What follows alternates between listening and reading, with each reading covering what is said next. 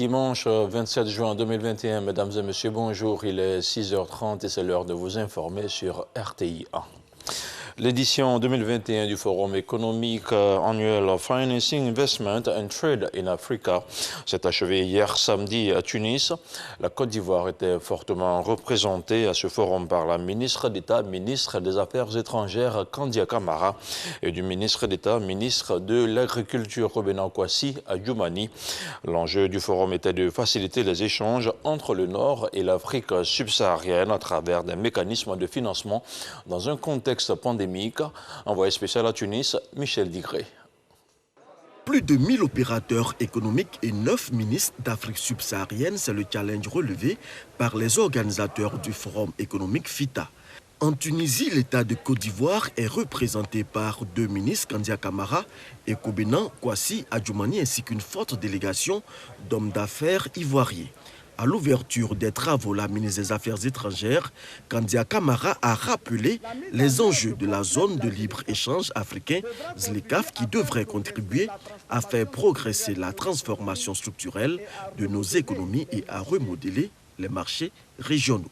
Si nous parvenons à atteindre les objectifs de la ZLECAf, qui sont déjà bien définis, cela pourrait permettre à nos pays de sortir 30 millions de personnes de l'extrême pauvreté et d'augmenter les revenus de 68 millions d'autres bénéficiaires qui vivent avec moins de 5,50 $ par jour. Les objectifs de croissance solidaire et inclusive auxquels nous aspirons ne seront pas atteints si les entreprises africaines ne parviennent pas à tirer pleinement profit des opportunités en termes de commerce et d'investissement. Kandia Camara a par ailleurs invité les opérateurs économiques tunisiens à s'impliquer dans la mise en œuvre des projets structurants inscrits dans le cadre du Plan national de développement 2021-2025. L'enjeu de ce forum étant de promouvoir les investissements et les échanges commerciaux intra-africains afin de faciliter la coopération entre le Nord et l'Afrique subsaharienne. Retour en Côte d'Ivoire et plus précisément dans la ville de Bouaké. Il a 18 ans, seulement 18 ans, et il vient d'être admis à l'Institut Polytechnique de Paris. Le jeune Amara Keïta va intégrer la prestigieuse école d'ingénieurs de formation en France. Afin de l'aider à parachever sa formation, il va bénéficier du soutien et de l'accompagnement de la mairie de Bouaké. Kader Sogodogo. Il est désormais une fierté pour Bouaké. Amara Keïta, après des études secondaires au lycée Djibo Sounkalo de Bouaké et au lycée classique de la même ville, va décrocher à l'âge de 16 ans son baccalauréat série C. Nous sommes en 2019. La même année, il fit son entrée à l'Institut national polytechnique Félix Houphouët-Boigny de Yamoussoukro en maths, physique et sciences industrielles. Aujourd'hui, âgé de 18 ans, il est admis à Polytechnique à Paris. Je suis très heureux et tout cela aussi, je dois remercier aussi mes professeurs qui m'ont vraiment encouragé. En fait, c'était la motivation qu'il fallait. Et c'est d'eux que j'ai eu ça, donc je les remercie vraiment beaucoup. Il faut juste bosser pour ce que tu veux, il faut avoir un objectif précis. Il n'était pas prévu que Amara Keïta en arrive là. 2003, décès de son père. 2008, décès de sa mère. C'est sa sœur aînée, sans emploi, qui aura veillé sur lui. Il étudie bien, il est encouragé. Il est encouragé. Depuis un petit, il est encouragé. Bouaké, à travers sa municipalité, est fier de son enfant. Amara Keïta ne sera plus seul. Nous sommes vraiment fiers que Bouaké puisse avoir un premier polytechnicien. Nous espérons que Amara ouvre la voie et que d'autres polytechniciens vont suivre dans peu de temps. La ville de Bouaké va continuer à le suivre. À l'aider d'abord, puisque au niveau du budget communal de la ville de Bouaké, dès 2022, une contribution à ses études sera prise par le budget de la commune de Bouaké. Ensuite, à titre personnel, je veillerai sur Amara pour voir comment évolue sa scolarité et quels sont les conseils et les recommandations que je pourrais lui apporter. Il est bon de savoir que depuis 2016, l'Institut national polytechnique Félix Houphouët-Boigny de Yamoussoukro arrive à faire entrer 4 ou 5 de ses étudiants à X Paris. Le ministre Abdourahmane Cissé, l'ex-directeur général de la RTI Amadou Bakayoko et le banquier Tidiane Thiam font partie du cercle prisé des personnalités ivoiriennes passées par Polytechnique Paris. Le jeune Amara Keïta sera à Paris en septembre prochain et tout naturellement, nous le souhaitons, une bonne chance. Varietoscope, Golden Voice, Star, Tonnerre, Emploi ou encore Enjaillement, de nouveaux programmes et d'anciennes émissions cultes sont de retour pour ces vacances 2021 sur les antennes du groupe RTI. Le lancement des programmes a été fait samedi à Abidjan. Toutes les plateformes de la télévision nationale sont mobilisées pour divertir mais aussi éduquer la population. On en parle avec Franco Quadio. Des vacances colorées cette année 2021, le groupe RTI renouvelle le bail de confiance avec le grand public. Mais pour ces vacances, le slogan est tout trouvé. Les vacances, c'est en famille sur la RTI. Pour ces vacances, la RTI sera encore dans son rôle de chaîne publique. C'est-à-dire que nos émissions que nous proposons pour ces vacances, ça sera forcément éduquer, informer, divertir. Les différents responsables du programme, des éditions ainsi que les directeurs des chaînes rencontrent la presse. Au menu des échanges sur le contenu, les émissions cette année ont pour ambition répondre aux besoins spécifiques de chaque membre de famille. Varietoscope, Clash et Ouzo Vacances sur la RTI 1, RTI 2 avec Make-up Challenge et Star Tonnerre spécial Emploi, Baby Dance Battle sur la 3, Fréquence Folie sur Fréquence 2, Golden Voice sur Radio Côte d'Ivoire et RTI Boaké qui n'est pas en reste. C'est pour permettre aux jeunes gens qui veulent faire de la radio, puis concours vacances, permettre aux jeunes gens de passer de saines vacances dans les différentes régions pour les détourner des fléaux de la société. Bien positionné sur différents segments. Nous parlons bien sûr de culture, nous parlons de sport et nous parlons aussi d'infos. Mais bien sûr, pour ces vacances, nous allons rester sur ces segments de musique, de culture générale et de sport. Nous avons 3 grosses productions. Make-up Challenge, qui est une sorte de télécrochet, voilà, qui mettra en compétition des amateurs, des passionnés du métier de maquillage. C'est une grande première en Côte d'Ivoire. Une émission qu'on appelle Enjaillement. Enjaillement, c'est une émission spectacle, je précise bien, du divertissement spectacle. Ouzo Vacances, qui a déjà commencé au niveau de la présélection, Varietoscope, qui revient pour la 2e année, et puis Clash musical qui va lancer les couleurs de cette année. Les couleurs vacances, ça sera rouge et blanc. On revient vraiment en force, la RTI doit jouer son rôle et je pense qu'on est attendu et personne ne sera déçu en tout cas. Des vacances 2021 avec davantage de contenu, les partenaires expriment leur satisfaction. Avec Ouzo Vacances, c'est une émission qui nous apporte toute satisfaction. On a fait plusieurs lancements de produits à Ouzo, donc la question en fait ne se pose plus aujourd'hui de donner une chance ou pas. On est limite automatiquement en fait avec Ouzo chaque année. Le groupe RTI est le premier groupe média de Côte d'Ivoire avec 3 chaînes de télévision, 2 chaînes de radio et une station régionale, ainsi que plusieurs supports digitaux. Et puis l'équipe de production de l'émission Varietoscope a annoncé des innovations. L'émission rappelle bien de souvenirs à l'ensemble de la population ivoirienne. On regarde le reportage de Jean-Marc Radjadji.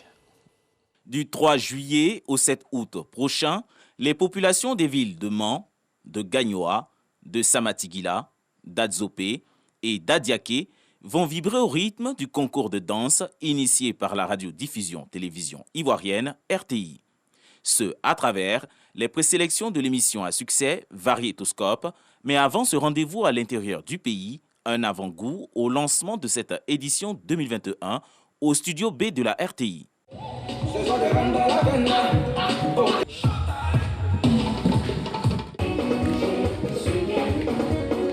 Barthélémy Inabo Zouzoua, producteur délégué de Varietoscope, a montré l'importance de cette émission pour la jeunesse ivoirienne, non sans avouer sa volonté d'accompagner la nouvelle génération.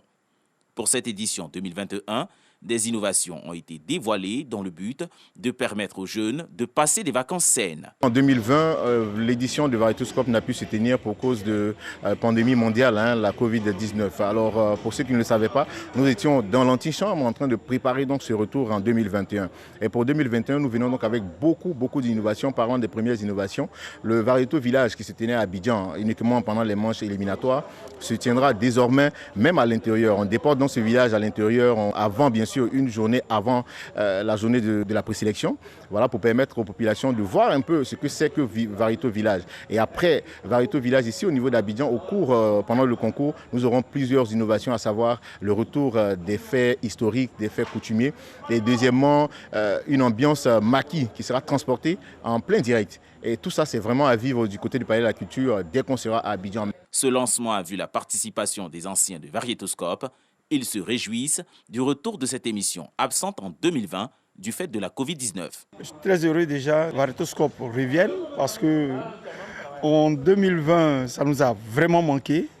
Et je remercie toute l'équipe du NG10 et de la RTI qui nous donne encore l'opportunité de nous démontrer par A plus B que nous aimons toujours cette émission. Si Varietoscope revient sur son ancienne culture, je crois bien que c'est ça qui va apporter beaucoup de choses. Parce que c'est une émission culturelle et éducative. Je veux, ailleurs comme d'ici, dire aux gens que Varietoscope, c'est une émission qu'il faut vraiment suivre, que les enfants s'accrochent et que les gens s'impliquent. C'est une émission qui nous apprend beaucoup de choses. Cette année, les phases finales des éliminatoires vont se tenir aux dates suivantes. Mans, le 3 juillet, San Pedro, le 10 juillet, Samatigila, le 17 juillet, Gagnoa, le 23 juillet, Bouaké, le 25 juillet, Adzopé, le 31 juillet et Adiaké, le 7 août. Les phases finales, elles, se tiendront à Abidjan, au Palais de la Culture.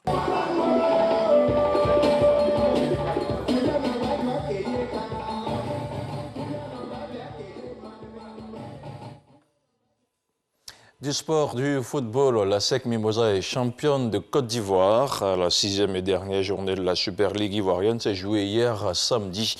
Un match nul suffisait au bonheur des jaunes et noirs qui affrontaient à cet effet le FC San Pedro au stade Robert Champrou de Marcory.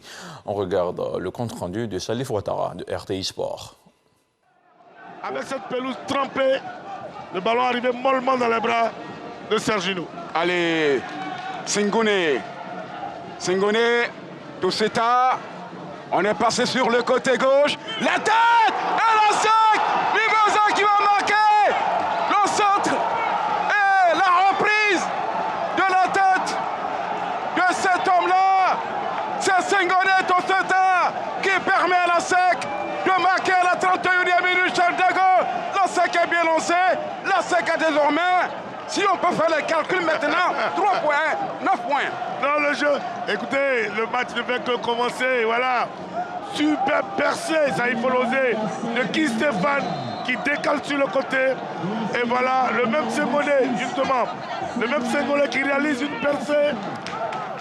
Vous venez de suivre le match ASEC-SOA, un match qui permettait à la SEC d'arracher définitivement une place pour le titre de champion de Côte d'Ivoire avant la dernière journée qui s'est disputée face au FC San Pedro hier samedi.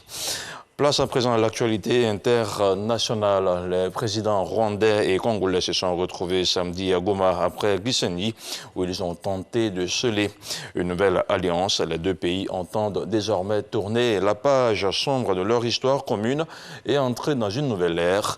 C'est avec sérénité et conviction que les deux chefs d'État se sont présentés devant la presse locale et internationale. Le président rwandais Paul Kagame en a profité pour exhorter les citoyens des deux pays à oublier ce qui les a affectés dans le passé et à se focaliser sur ce qu'il y a de bon pour pouvoir avancer sur de nouvelles bases.